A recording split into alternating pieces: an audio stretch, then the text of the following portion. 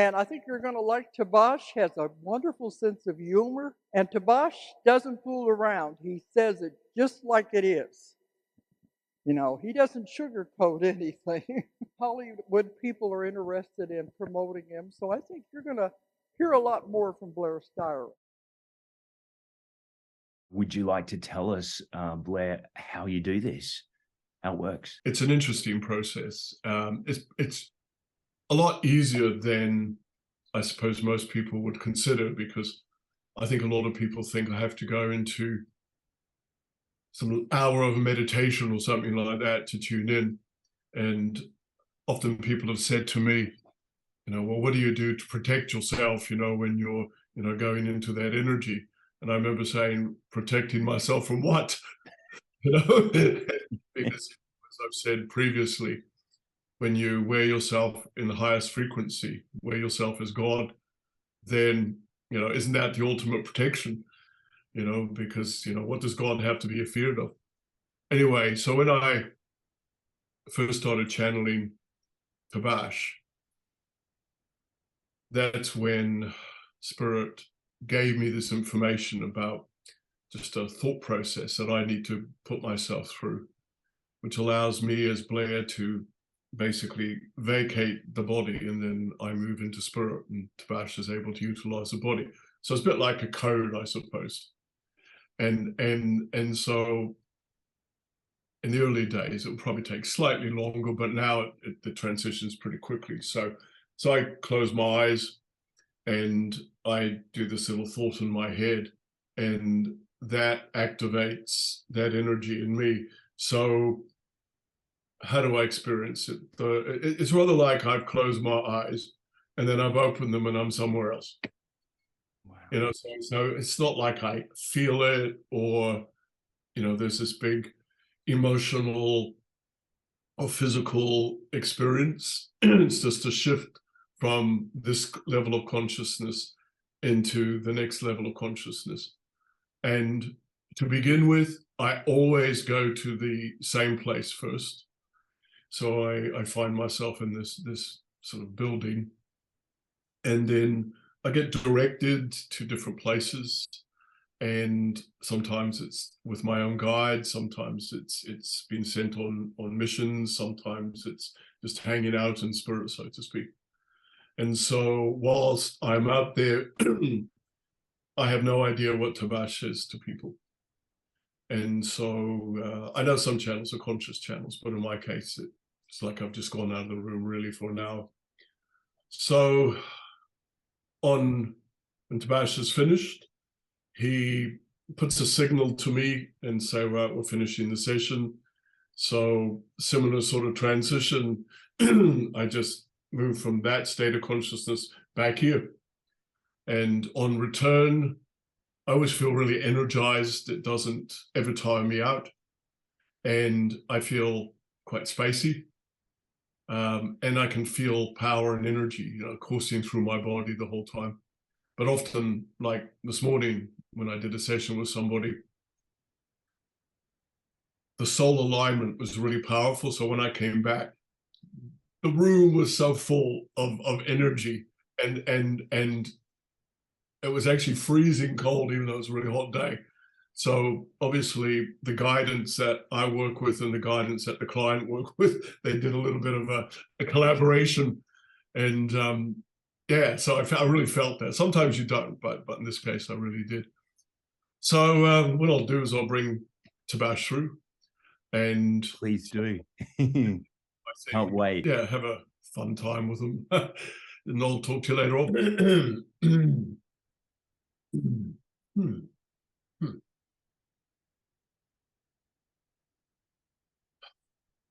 Mr. Paul, how are you?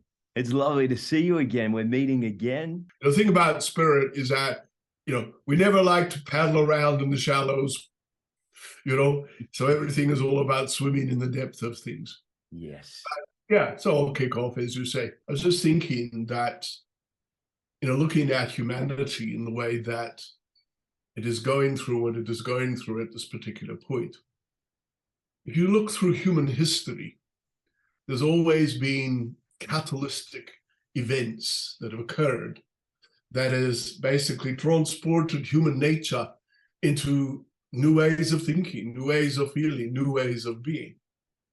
And I find it rather fascinating from my observations that when you look at these catalysts through history, it's usually been through some form of conflict, a war of such. And so therefore, you know, when I look at what has occurred on this planet in this time, for the first time for such a long time, a catalyst has occurred where it's had nothing to do with a war, nothing to do with a major conflict. And that is an indicator of the more prevalent spirituality that is now around this planet now and within this planet now. And of course, it is an indication of the spirituality of humanity in a much higher percentage. And so as human nature evolves mind, body, spirit, without even realizing they're doing it, they're changing the course of their histories. They're shifting the consciousness. And because humanity needs to at times create impact energies, those impact energies will manifest themselves in so many different ways. So in this case, this pandemic. And the pandemic, of course, has been a catalyst for humanity to look at, what are you doing? What are you thinking? What are you feeling? You know, how are you running your countries? How are you running your lives? You know, does this work for you? Does this not work for you? So it's not about having to be caught up into, oh, the fear of it and the worry of it, what's going to happen? But more, and I know some people may disagree here, but how exciting that one is alive in a time in human history where you're actually seeing evolution being played out daily as opposed to over thousands of years. And it's making every single individual on this planet look to themselves. And okay, some get it. Some who are very focused on mind, body, spirit, they understand the bigger picture of it. But then you have those who don't understand it, and yet the changes are still coming.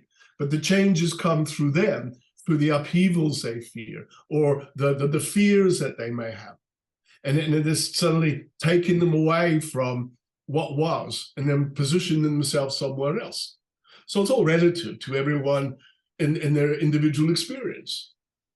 So as I say in my words, you know, when you know the God nature in you, well, then that's when you're able to step back and really, oh yeah, here's a bigger picture going on here. And you know, as I've said to so many people over the years, everybody has many futures. So whether it's your individual self or whether it's the collectivity of the planet, you all have lots of futures. So humanity is looking at, well, what of our futures are we needing to create now?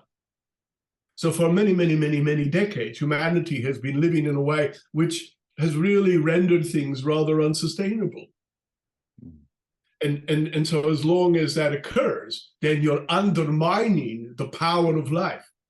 And okay, for a while, it sort of feels like it's supporting itself or suspending itself. But then after a while, it cannot take the pressure anymore. So bang, things collapse. Whether that's social systems, the economy, the environment, or whatever it is. And of course, when these things do happen, then of course people sort of get all jumpy up and down about it and go, oh, what's happening to us and why is this happening? And not actually realizing that, you know, you've all had a part to play in this. And I'm not just talking about like right now, I'm talking about through all your histories, you know, and you know, there's something on the news here in New Zealand, and it was talking about the population of the world is about to hit something like 8 billion or something like that. And so they say it took like 150,000 years or whatever to get to 1 billion. And it only took 2 years to get to 8 billion. Yes. Or whatever the Yeah, it's incredible, isn't it? And things are speeding up. I got this phrase recently, you know, things need to sometimes break down in order to break through. Is that what you kind of see? Humanity has embraced conflict as a form of evolution. And that goes right through, the history of humanity. And perhaps, at some point that was a way for people to evolve and to learn. But you've got to remember that in the earlier days, humanity was very much about survival.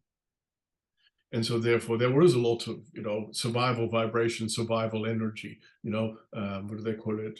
The survival of the fittest, so to speak. Yeah. Yeah. Then of course, as things have progressed and evolved, and humanity became a lot more conscious of what they're thinking, what they're feeling, what they're doing. So they suddenly started to embrace, different concepts, different principles, different values.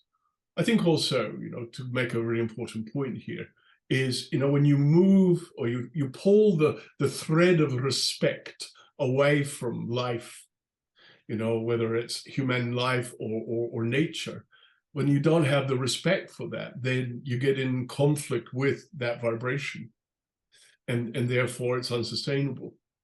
And so now humanity is more aware of mind, body, spirit, and they realize that one doesn't need to evolve through conflict anymore. That one can evolve through change, and of course change has to come about because think of it, as individuals and as a mass, you're evolving through your experiences, and you basically live a particular narrative, but then you get to a place where you've evolved to a degree where that old narrative it has no relevance anymore. So therefore you've got to break down that old system, that old belief system, that old idea, that old methodology, whatever, and then create something new. And that's how I view things now. Everybody's creating, their new story. But one has to be careful that, you don't keep looking behind you, because the thing is about the past is that that's what it is. It's the past. And if people keep using that as reference information, well, then basically what happens is it's like an extra carriage that you've attached to the cab, and having to carry it around with you all the time.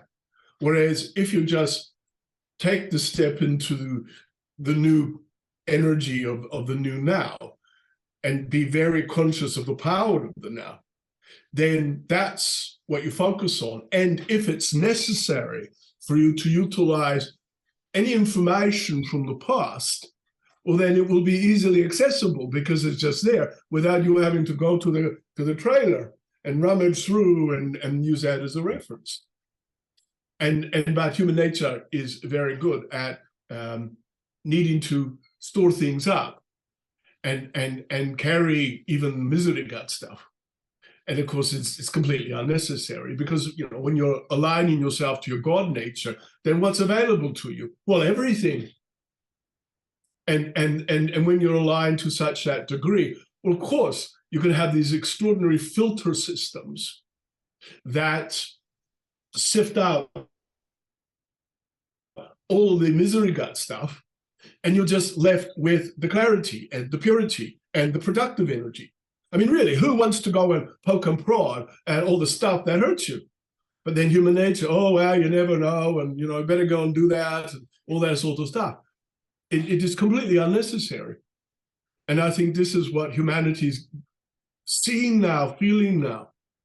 We do not have to fight to get anywhere. We do not need to have a conflict within ourselves, whether it's a world event or one's own health and well-being or one's relationships, whatever. That's why, as I always say to people, well, your human nature is doing this, but what would the God in you do? And that's where, when the God in you is the prominent energy, and when people hear the God in you, then they automatically assume you're going to be going around meditating all the time or something. But it's just a state of consciousness, which is the highest way to experience life. Mm-hmm. When you make that way of living a day-to-day state, then you're just accessing all of everything. You're just walking through life with everything.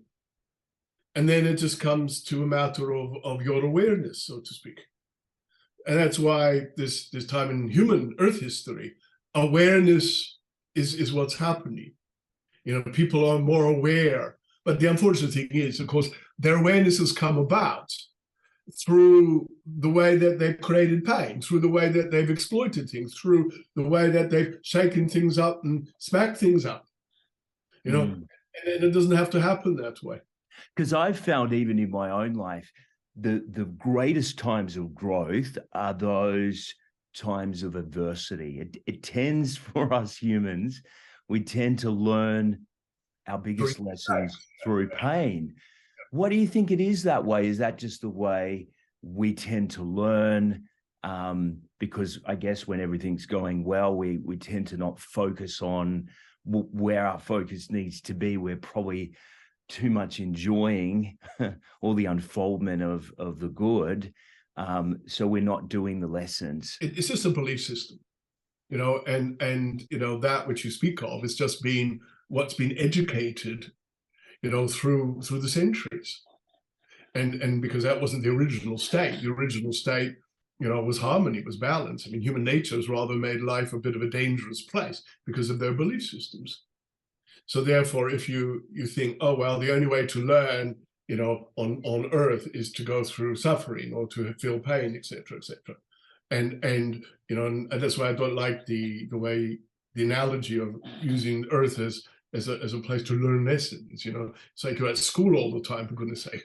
You know, and so how I prefer to look at it is that, you know, here you are, all these souls in your bodies, and you have this extraordinary infinite possibility of creation. And therefore, you're here to experience. You're here to experience yourself through your thoughts, your actions, through your attitudes, through your observations with each other, etc. And so rather than look at it, oh, what am I here to learn? I'd rather say, well, you know, what are you here to live? How do you choose to live? And obviously, you know, in doing so, you know the self. And in knowing the self, then you soon learn what serves you, what doesn't serve you. And so you go down the road and it's like, oh, that's going to hurt me. And you get that, then you don't do that anymore. But then if you don't get it, well, you'll just keep on hurting. You know, Blair had a little 3-year-old godson here the other day, and Blair was in the kitchen getting something out of the oven. And the little boy comes down and he goes, Uncle, what are you doing? And he said, I'm just getting out. And he sort of looked, and Blair says, oh, it's hot, like this, because automatically the child's sort of looking like this. And you know, some people would have gone, go away, you know, it's too hot. So Blair closed the oven door and he said to his godson, see, if you just put your hand on it, you can feel the heat. So he did. And it wasn't hot. And then he said, if you touch it. So he touched it and he went, ooh, like this. And so he says, well, what did that feel like? And he goes, hot. And so you're not going to do that again, are you? And he goes, no. And so the thing is it's about allowing experience. And when you allow experience, then you realize, oh yeah, I got that. And I don't need to do that again because I've already done that. And that's why this planet is a place of experience. It's not a place where you've got to learn your lessons. Okay, yeah, you got the nature of karma that so many are still involved in. You know, karma is just opportunities to resolve something or learn something or develop something based on other experiences that you've had. But you even get to the point where you don't even need that anymore, because karma is just a belief system that was created at a time in human history when people started turning the lights on or off. And so when you turn the lights on, well, then you realize, well, I don't need that belief system anymore. And actually, it's a good point to make, Paul, because that's exactly how I also look at how things are now. It's like people are changing their belief systems. I don't have to believe that anymore. I don't need to do that, and so on and so forth. And you don't even know why, because you simply evolved to the place where, well, that doesn't feel natural to me anymore. And when something's no longer natural to you, well, then you move away from that. You create the new natural. But with the new natural, you create the new narrative. And as you keep doing that, then you have different sorts of experiences. But it's like any transitional time.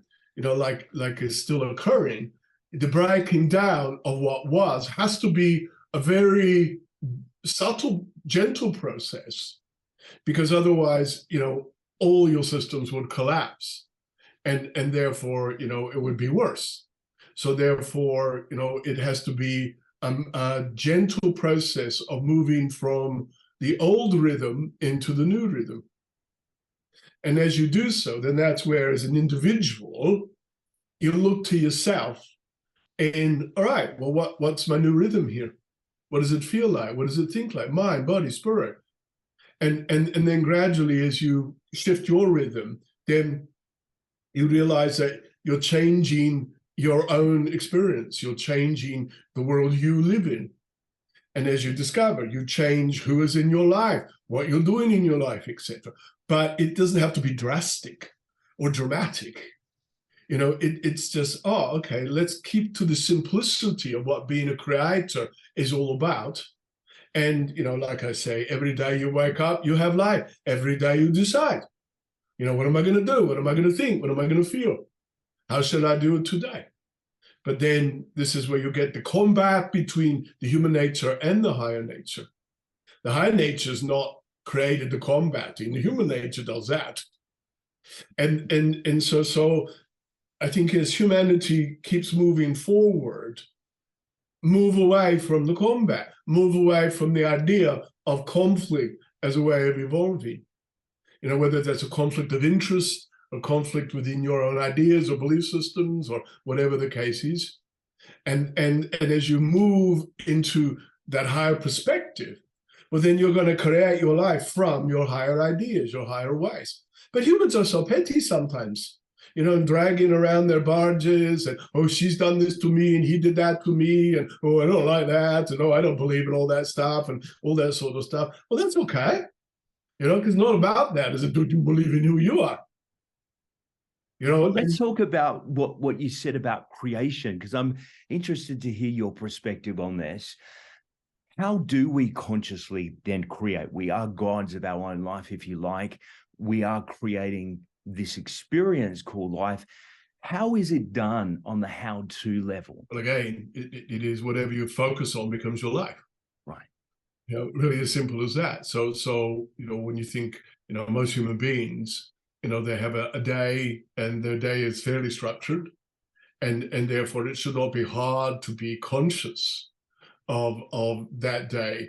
And if you're conscious of that day, then you can literally direct your thoughts and your actions in a more conscious manner, so that you create more productivity. But for most humans, it's like, this is my routine, automatic pilot.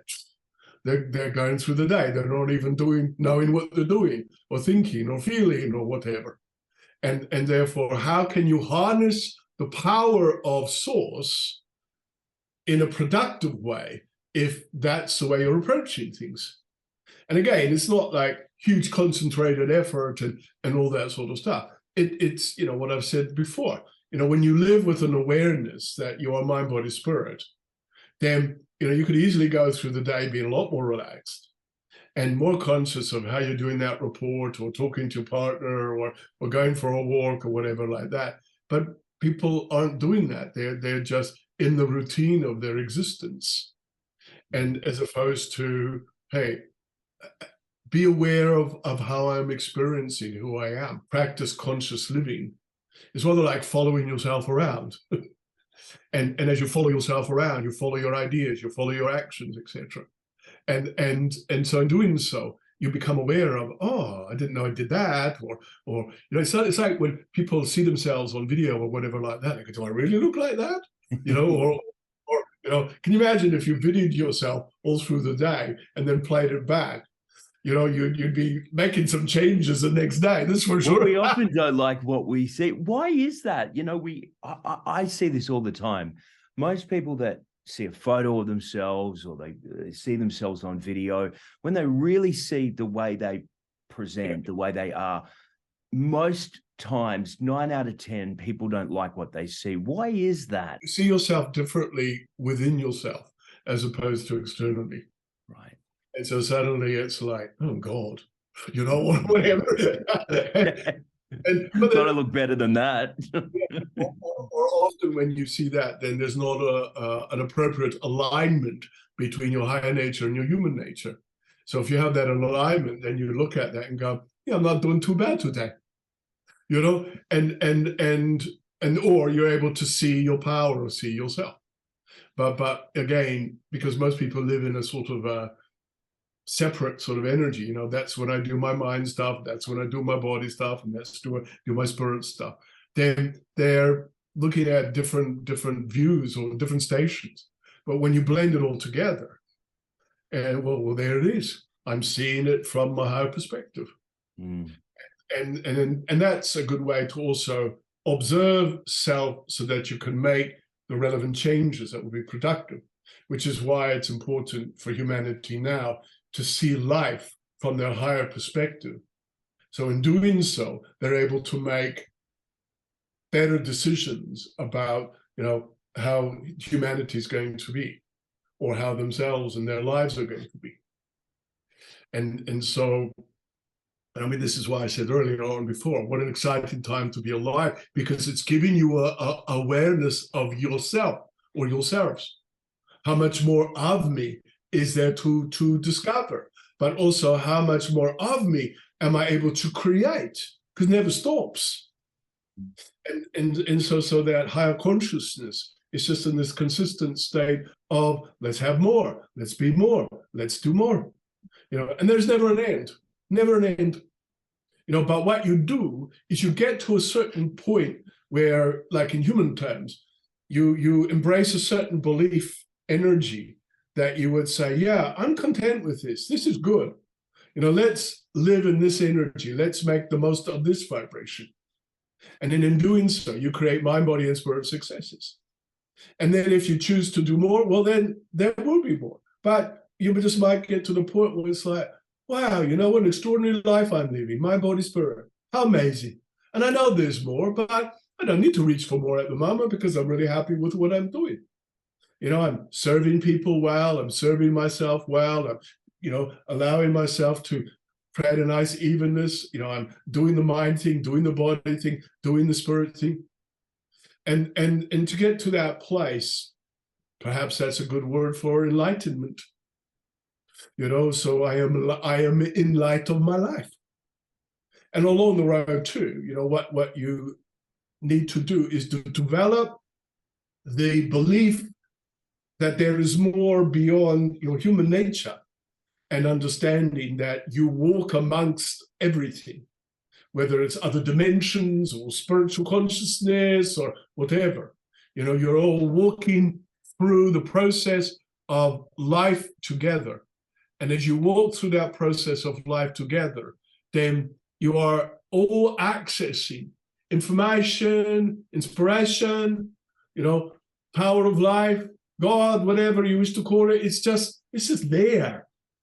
You know, and people say, oh, Tabaash, you know, what should I do to tune more in? And what do I need to do to feel this more? How do I speak to my guides? And all that sort of stuff. And I say, well, just talk.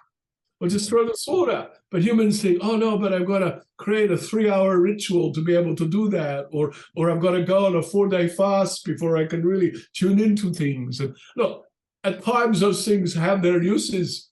But in ancient times, they only did that when they're wanting to use rituals in a way of doing so. But through the rest of their day, they would just be living, you know, and living consciously, knowing they walk amongst, you know, people in the past, look at the ancient teachings, you know, we're walking with the ancestors, you know, and the spirits are always with us. You know, and they say, oh, they're in the mountains or in the sky and all that sort of stuff. You see, everyone looks up, you know, but it's just a metaphor for what's just here. It's just here. You know, right now in the room you are in, right around in Blair's room here. It's just here. And so people sense that, feel that, and then get freaked out about it. And others sense it and feel it and utilize it, basically. Do you utilize it? The present moment and embodying the present moment, if you do it as an exercise, is just to I use my hands as an anchor, and I ground myself into the present moment. And you notice that a lot of your reality is thought form, what we give attention to. I got to do this, I'm anticipating, I'm reflecting. And it's not until you anchor yourself in the now moment that you realize the aliveness of the now. You can feel it in your hands. You can feel the tingling in your hands, the aliveness. And you find that all of this focus gets right into the now. So that's a great way that we can all do on a daily basis. At any moment, we can fully anchor ourselves into this now moment, which I believe is all there ever is anyway, right? Because, the future is just a thought. The past is a memory. Everything is just one point of consciousness that you are experiencing one at a time. And so therefore, when you, as I said earlier on, follow yourself around, you become more conscious of the power of the now, and realizing, well, it is in the present that you have awareness of what's possible. And because that's really that's where you're harnessing. It's rather like getting the picture of when they drill for oil, and so suddenly they strike oil and up it gushes like this. So in a way, you could say that every day you're positioning yourself in life where if you have the right alignment, the energy will just present itself to you. And in paying attention in the moment, then you're just harnessing the power of life and creating a formula for that experience or that moment or whatever the case is. And then that's why it's also important to know that when to relinquish that old formula and establish new formulas. Some formulas last for hundreds of years. Some last for 5 minutes. It just depends on the circumstances and the situation. But then you get a time in human history like now where most of the formulas have now gone by their sell-by date. And so you have to create new formulas to create the new earth, as Dolores talked about in her books. And the new earth is also defined as a new state of consciousness. So it's not like a place that suddenly will appear and then everyone's going to be beamed up or something. It's the raising of a state of consciousness. And in that state of consciousness, you begin to experience it. Blair mentioned that in the interview you did with him when he was driving, and suddenly he was able to get home out of the traffic because he moved into a different state of consciousness. So that's where, this is what people are doing. And as they do so, it's changing the relationships with everybody. And in some cases, some people just seem to step out of your life and you never see them again. And it's whatever happened to so-and-so? I don't know, never see them. It's like they've literally vanished, but they're still there, but they don't see you. Because your vibrations are such where your world is different. You live in a different place, different energy. Well, there are two main illusions. I see them as illusions that I feel like are the two big ones that hold humanity back and are used as a kind of excuse for not going ahead. One is the fear of death. People are terrified. And so what I've observed is people will live their entire life afraid of death that they forget to live. So that's number one. And number two is what we talked about is time. Time, it's, not being in the present, worrying about the future, reflecting on the past. Would you speak about these two things? Because I think if you remove those two things from humanity, we would have a very different experience. It's interesting about time. I'll start with that first, because of course time is a human creation. And of course, even in the early days of human living, in my day, people didn't live by time because you simply live by the structures of your day. And so you weren't, I haven't got time for that. I've got a meeting. I've got to do this. I've got to do that. And in those days, you were just living, and living was obviously more basic in those days. But then gradually, as human nature became more complex and complicated, they started to fit their life into seconds and minutes and moments and so on and so forth, you see. So therefore, there never became time enough for life. And yeah, train their physiology and their mental states into fitting life into a particular structure. And that itself became a belief system. Mm. And I mean, and humans are consistently carrying around with them. They wear their watches, it's on their phones, they're always looking at is there time enough for this or that or whatever. And so then that's why I say they forget to live. And look, I'm not saying don't be practical about things, because you can utilize the concept of it so that, we know when to do a meeting or when to meet up with a friend and stuff like that, But, my day it was, oh, I'll meet up with you later on, and but it wasn't special. I wouldn't say I will meet you with you at 2 o'clock. You didn't have that sort of concept, basically. You see, it's more like, I will meet you when the sun is over that palm tree, da da da da da. So to speak, you see, and so it was all to do with nature and how people were still aligned to nature and the cycles of nature. And so when people understood that, then they knew how to organize their life around what was natural, not around the concept of time. And of course, you think about this point of, humanity's got this belief system. You only have, so amount of time to live.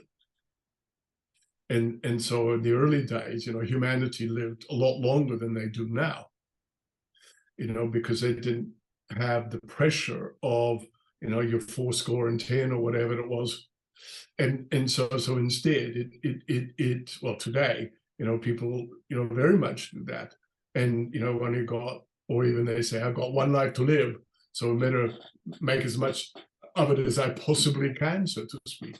Well, I think that is a huge issue for people I come across all the time. Well, if this is all it, can't prove otherwise, I better run over people and get what I want and achieve and travel and do all the things for me. Don't forget, in ancient times, people, the majority of people were not as intelligent as people are now. And the concept, ignorance is bliss. So now, people do have an aptitude and an intelligence, a thinking way of understanding things. And so therefore, but some people choose ignorance as a way of getting what they want. Of course. Or of course, people use being a victim as getting what they want. And always maintaining that sense of, this is what happened to me, therefore I deserve da da da da da da. And so, but when you understand life from a point of your soul perspective, you realize that, okay, well, at the end of the day, you don't get away with anything. No. So whilst you're on earth, and yes, you run over people or mass kill people or whatever it is, and then you go home to spirit, and suddenly it's like, oh, bugger, what happens to souls like Hitler? Well, just say that they go to a place where there's no light. And so having turned off so many lights, they go to a place where there is no light. And they will sit in that place and be in that place. Timing is irrelevant. And until at some point, their soul will once again evolve to a place where a light is turned on again. And it might take 1,000,000 years in human time. And so, because it's just the opportunity to grow and to evolve, and regardless of what was created and the suffering that individual instigated, there's still a soul, and so all souls will evolve. And so if you take it and bring it to just a normal everyday sort of person, who takes a life, as opposed to billions, then same thing. You know, it's not so much that they'll go to that dark place like that, but then they have to face who they are and their actions and their attitudes. And you know, it just creates a lot of complications for any soul. But, you know, when I look at all souls on this planet, and I know, again, this will be a contentious thing for people, but you've all been in positions where you've taken life. Yeah, And absolutely. because you've all been soldiers and all sorts of different things, basically. See, I remember when Blair was interviewed on national radio, and they were talking about reincarnation. And one of the questions that the interviewer asked was, well, why do we not remember all our past lives?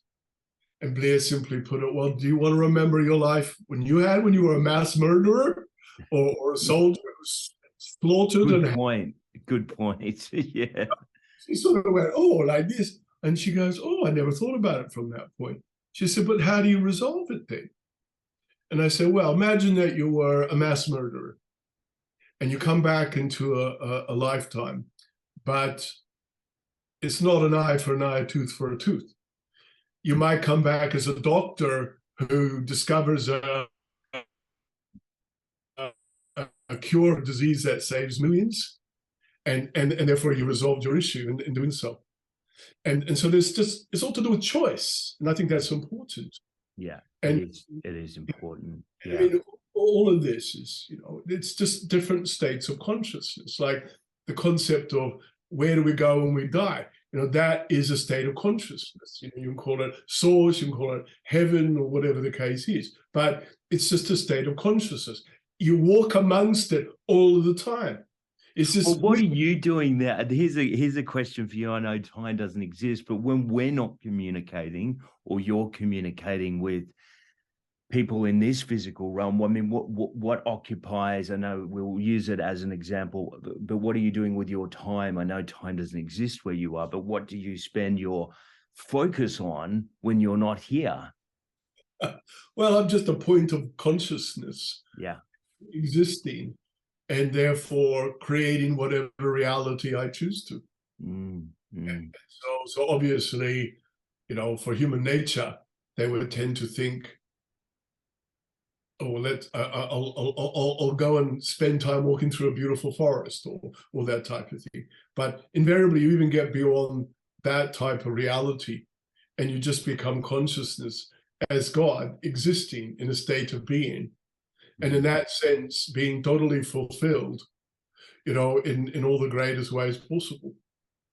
But you know, humans are in the picture of, what would I do in spirit, or where would I go in spirit, etc., which is, when most people pass, that's actually what they experience.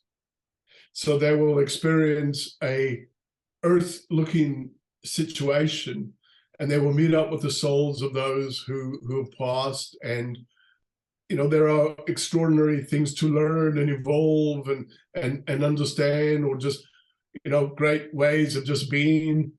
It's beyond human perspective, and yet there's energy beyond that.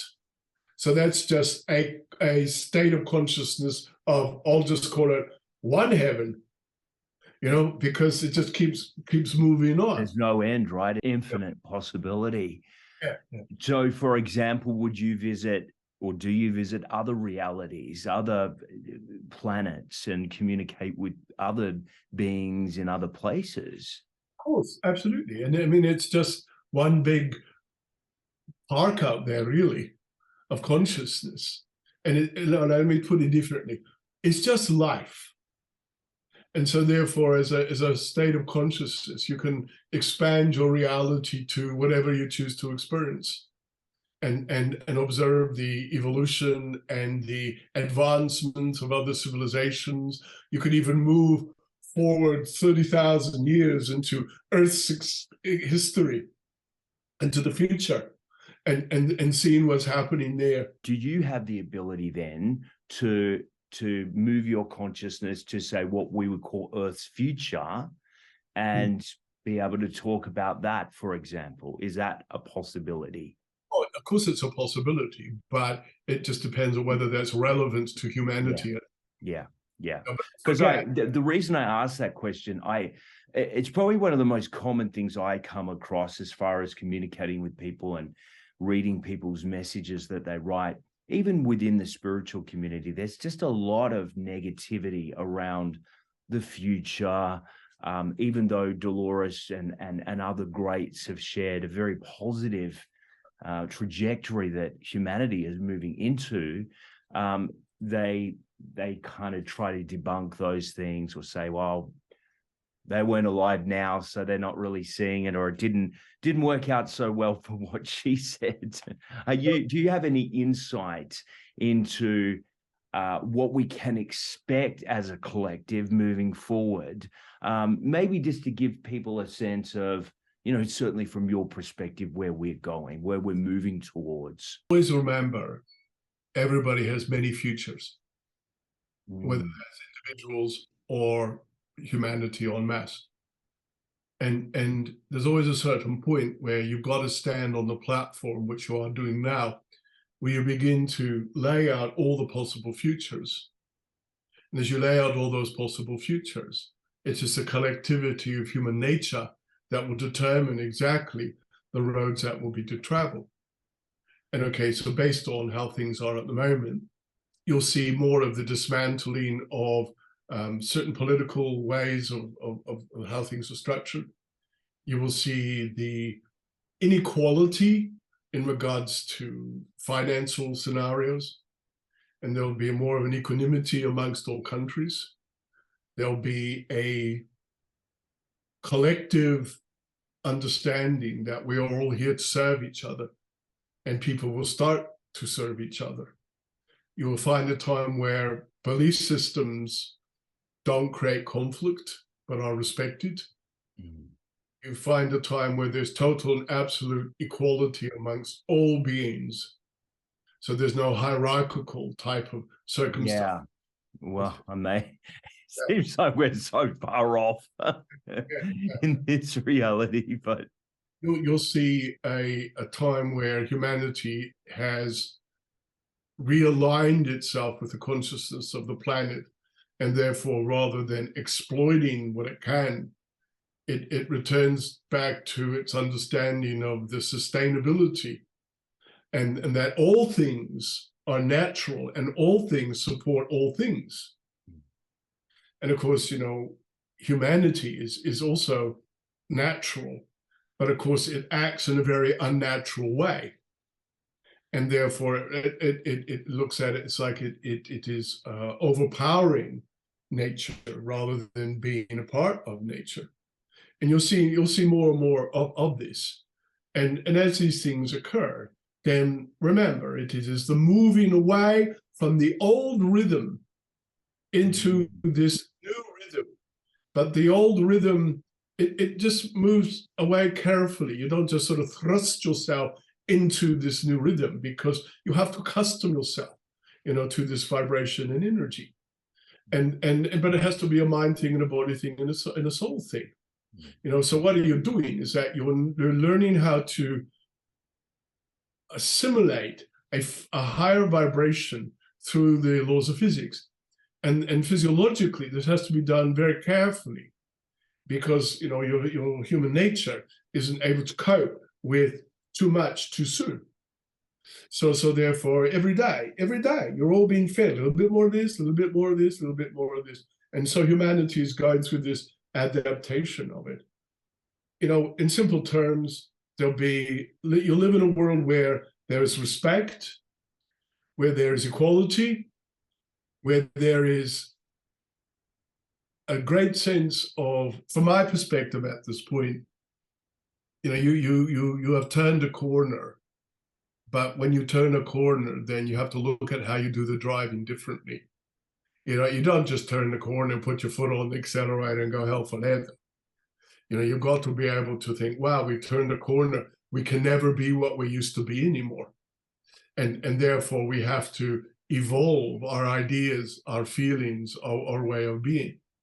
What is it? Some old phrase that said, humanity can place the man on the moon, but you cannot walk across the road and say hello. We can desire the complex things, and as you say, go to the moon, but yet when simplicity arises, we often don't show up for that experience. Well, people just have a disrespect for each other and a fear of each other, and suspicious nature.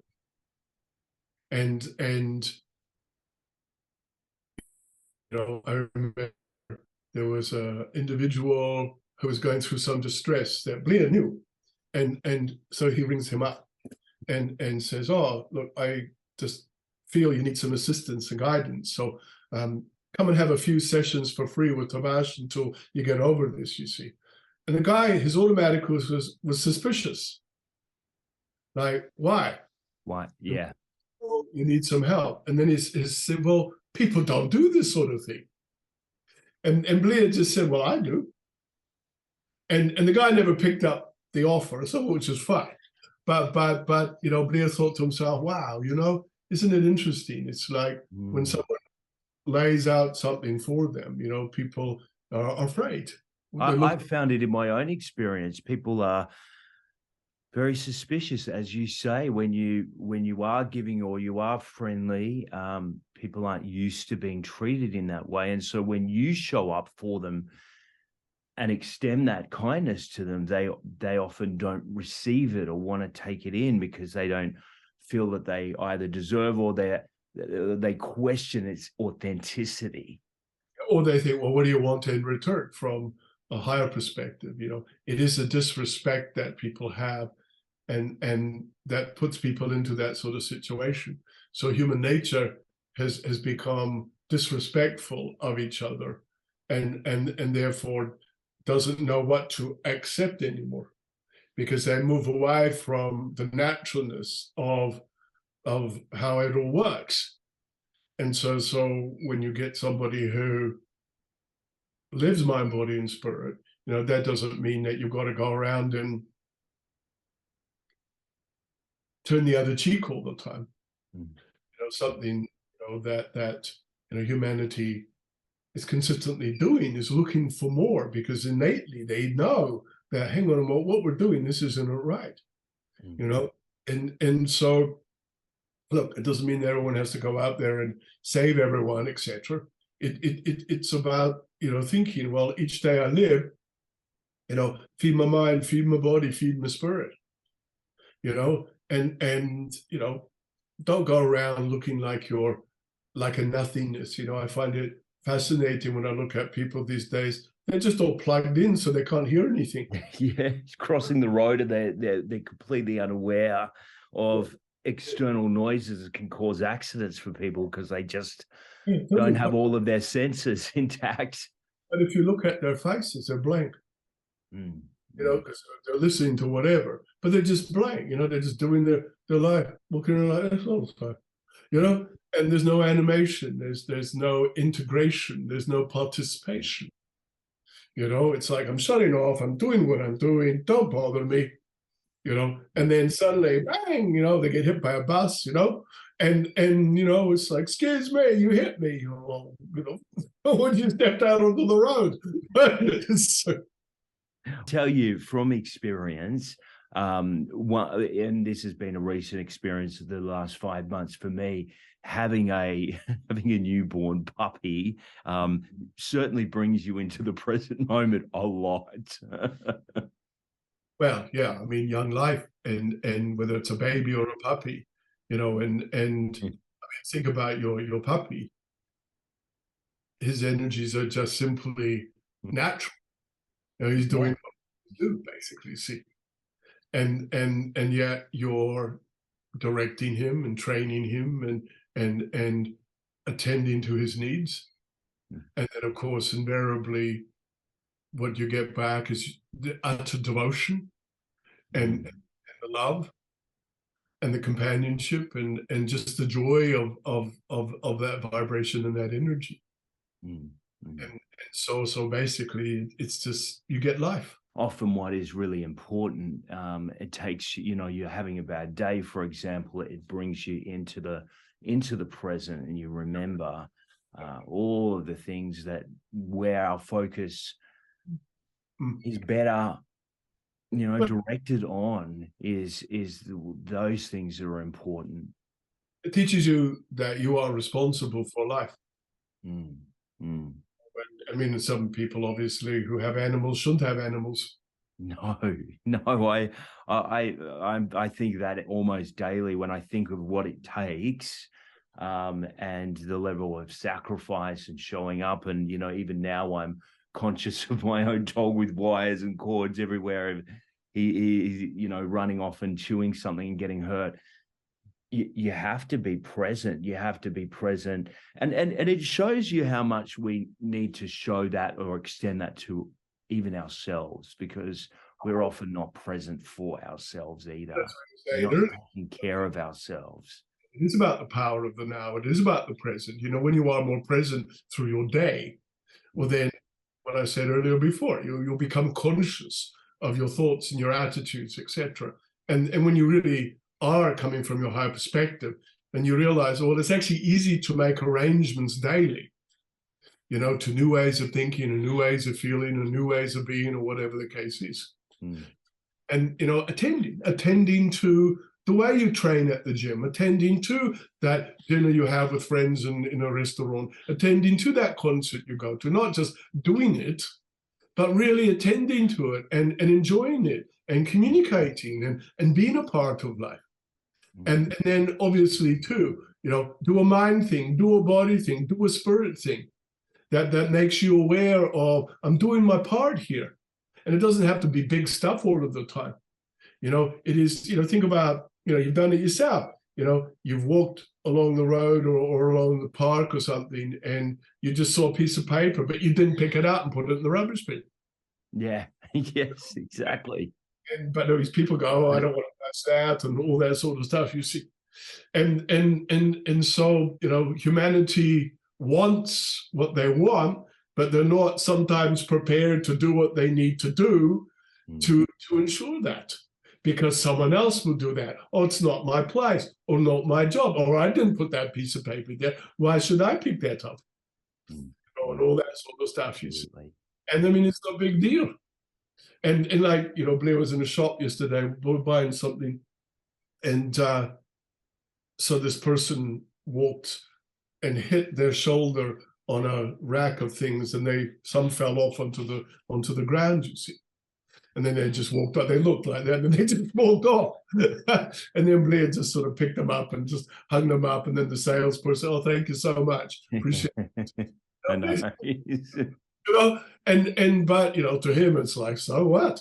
It's like, took 5 seconds of my life, and so it's courtesy, it's respect, it's just living. But people, oh, well, that's not my job, or that's not my problem, or I may have done that, but big deal, and people just walk off.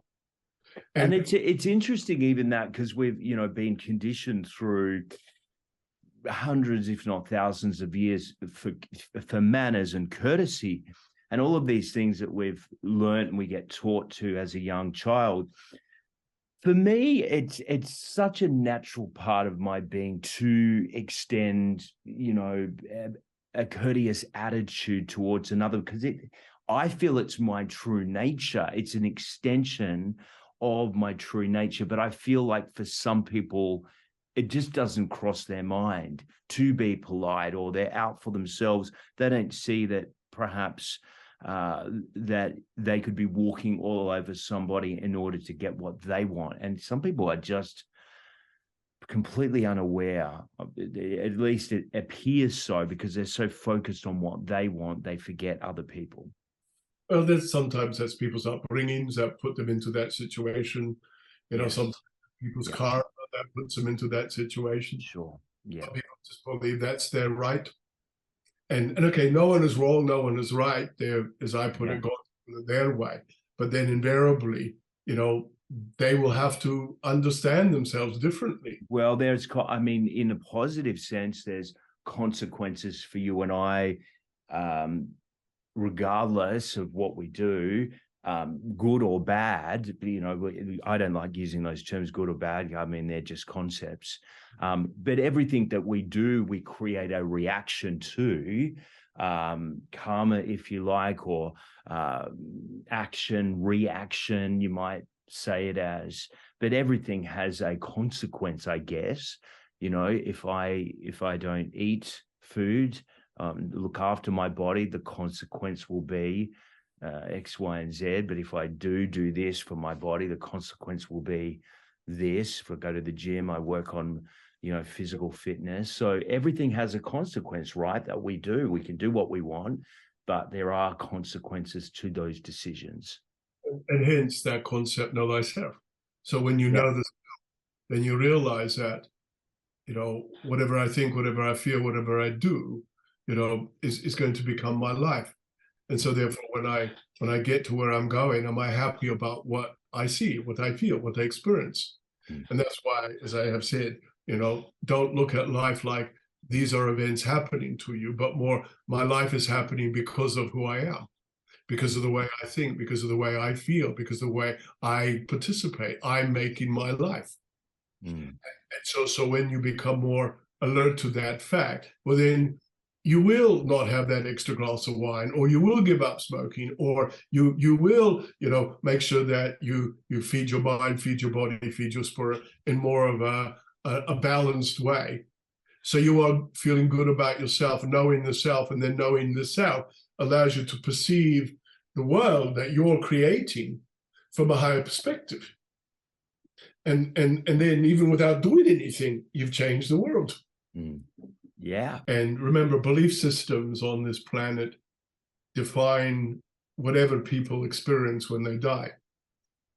And because it's their reality. So if you're brought up in a highly religious way, then you'll go to a heaven that's like that. And if you are, you know, more open and understanding about the higher levels of consciousness, you will experience that. If you believe in nothing, you may get nothing. That will last for maybe a second, but then a light will be turned on and you'll realize that suddenly was the case. So it's all in the eye of the beholder, as they say. So if you behold a particular belief system and you are staunch with that, then that's what you will get. But then gradually, as you experience that, then you realize how much more there is. And that was just that part of the story. Right.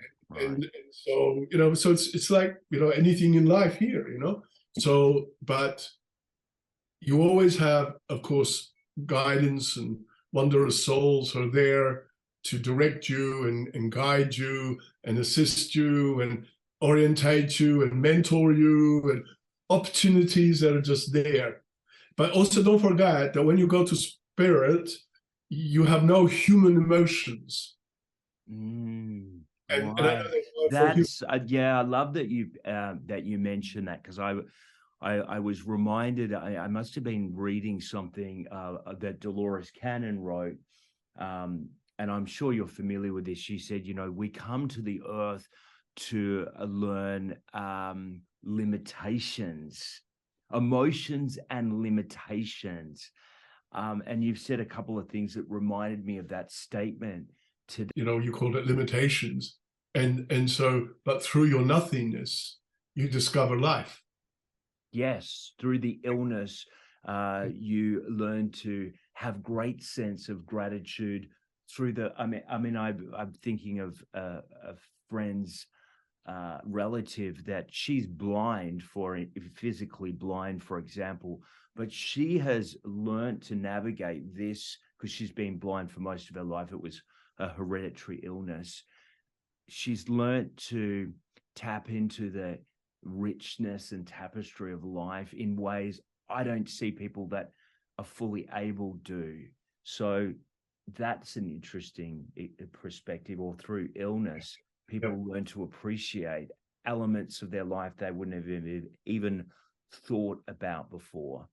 Well, again, you know, all these types of situations are opportunities for people to know themselves and to look at how they choose to manage this situation and the circumstance. And so, of course, there'll be those like this individual who basically they have created the story around their way of supporting themselves and aligning to more aspects of themselves. And then, of course, you can get others who completely remain being victims, and this is what's happened to me, and never embrace the opportunities that they can, you know, through their new experiences. And so, you know, this planet, it's a place where people can experience life in great diversity. And that's where you have such diverse experiences. Because it's just, oh, look at that soul's doing, oh, look at that soul's doing, oh, look at that soul. You know, when you walk down the street and you look around at the people, you know, it's like, wow, look at what they're doing as a soul. You know, next time you see a disabled person or whatever, it's like, well, that's that soul making that decision. But again, humanity tends to look at it purely from the physical perspective and think, oh, how tragic or how sad and all that type of thing. And, you know, you don't want to be insensitive, but it's literally about recognizing how brave of that soul to be coming into the planet and have that experience. And you know, if you think about the woman you're talking about, you know, they've learned how to see in a different way. And so when you look at your life, you know, and you think to yourself, well, am I making the most of who I am? You know, don't say, oh, well, you know, you don't have to keep going on about being grateful for who I am. It's like, accept who you are, but are you doing everything you can with it? You know, and you know, it's always good to be grateful for whatever, but it's still, yeah, but am I actually living it? Am I really walking my talk? Am I making the most of all my qualities and, you know, that I chose to bring with me? Am I doing the driving in the best way? Or am I just thinking, oh, yeah, you know, I'm so lucky, that wasn't me, etc. You know, and so it's your experience. If you come here with all these qualities, so go out there and do something with them, for goodness sake. And it's got nothing to do with, is that my purpose or all that stuff? It's to do with that's your choice. That's a good point to finish on. I think it's very much about look as individuals at the choices you're making in your life at this particular point, but don't make them from your human emotional state. Instead, look at it from your higher perspective. Is this natural to me? You know, to be able to take that step and do that driving in that way, etc. And look, you don't have to push yourself out of your comfort zones. You know, you do what you can, how you can, in the way you can. And you know, humans are so great at putting pressure on themselves. You know, whereas God never does that ever. Doesn't put pressure on you. God just gave you life. and so for yourselves, this is a time where, even though it may not seem like it, the pressure is being lifted. And once again, it's giving a clarity to humanity and a clarity of the picture that they have of themselves. And then what they're doing with the way they think, the way they feel, etc. And not to see it from, this is my purpose, but more, here is my life. And here is the day I'm living it. And these are my thoughts for the day, and my feelings for the day, and so on and so forth. And so when you get into, say, repetitive, counterproductive experiences, you know, it's got not to do with, you know, oh, you know, why is this being done to me? But you got to ask yourself, what am I doing that keeps creating this reality? What am I thinking? What am I feeling? You know, what am I involved in? What am I not understanding about the power of the now? And of course, for those who are already plugged in, well, turn the switch on. Don't just plug in. All right, I'll go. I'll bring Blair back. All right. Or if you don't like, I'll end with this. If you don't like the station, change the channel. Well, yeah, well, that's exactly right. You know, people think, oh, I don't like what he's saying. I'll put negative on that. That's cool. I'm not going to go cry in the clouds. All right, Paul, we'll talk. All right. I look forward to connecting with you again. Thank you so much. Absolutely. Much love to you. Goodbye for now.